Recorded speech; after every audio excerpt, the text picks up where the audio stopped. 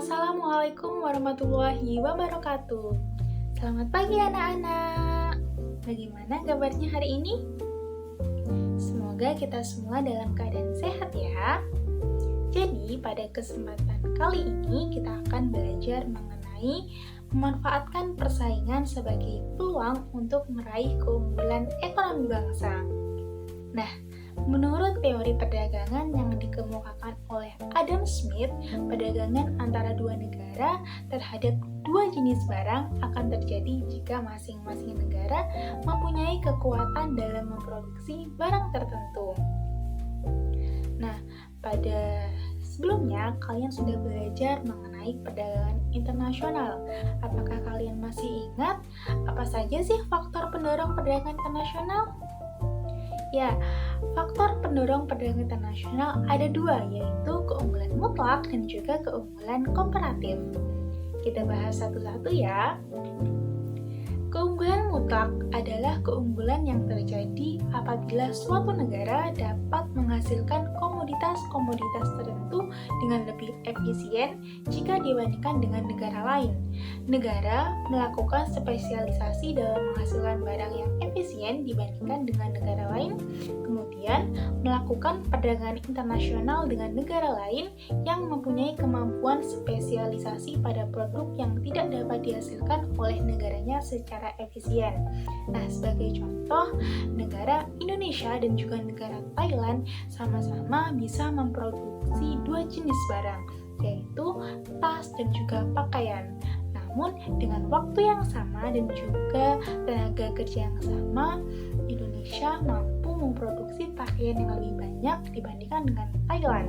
Nah, sebaiknya Thailand mampu memproduksi tas yang lebih banyak dibandingkan dengan Indonesia. Nah, oleh karena itu, Indonesia memiliki keunggulan mutlak untuk menghasilkan pakaian, sedangkan Thailand memiliki keunggulan mutlak dalam menghasilkan tas. Selanjutnya adalah keunggulan komparatif. Menurut Ricardo, perdagangan internasional akan terjadi apabila ada perbedaan keunggulan komparatif. Lalu, apa sih keunggulan komparatif itu? Keunggulan komparatif adalah ketika suatu negara mampu menghasilkan barang dan juga jasa yang lebih banyak dengan biaya lebih murah daripada negara lain. Nah, contohnya Indonesia mampu menghasilkan kopi dan juga sawit dengan biaya yang lebih murah karena tersedia sumber daya alam. Sedangkan Malaysia mampu menghasilkan timah dengan biaya yang lebih murah.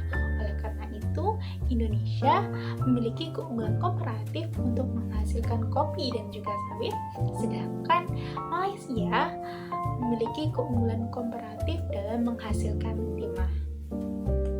Nah, berikut ini ada beberapa komoditas unggulan Indonesia yang dapat menambah devisa negara. Ada minyak sawit, karet, tembaga, kertas, batu bara, emas, kopi robusta, dan juga yang terakhir beras. Namun, selain beberapa komoditas unggulan yang saya sebutkan tersebut, ada banyak sekali komoditas lainnya yang dapat menambah devisa negara Indonesia. Selanjutnya adalah keikutsertaan Indonesia dalam perdagangan bebas sebagai bentuk persaingan. Nah, keikutsertaan Indonesia dalam perdagangan internasional dapat memberikan manfaat bagi pertumbuhan perekonomian Indonesia. Namun, hal itu juga berdampak negatif. Berbagai dampak negatifnya antara lain eksploitasi ekonomi. Jadi ketika negara Indonesia itu dieksploitasi sumber daya alamnya secara berlebihan, maka akan menyebabkan ancaman fisik lingkungan. Lalu selanjutnya adalah pudarnya identitas kebudayaan yang diakibatkan oleh globalisasi, dan juga yang terakhir adalah ancaman fisik lingkungan yang disebabkan oleh eksploitasi alam yang berlebihan. Nah, salah satu peluang yang dapat dilakukan Indonesia dalam era perdagangan bebas bebas, yaitu dengan mengandalkan kekayaan sumber daya alam yang ada dan juga melimpahnya tenaga kerja yang dimiliki untuk menghasilkan produk yang mampu bersaing di pasar internasional dengan biaya produksi yang murah.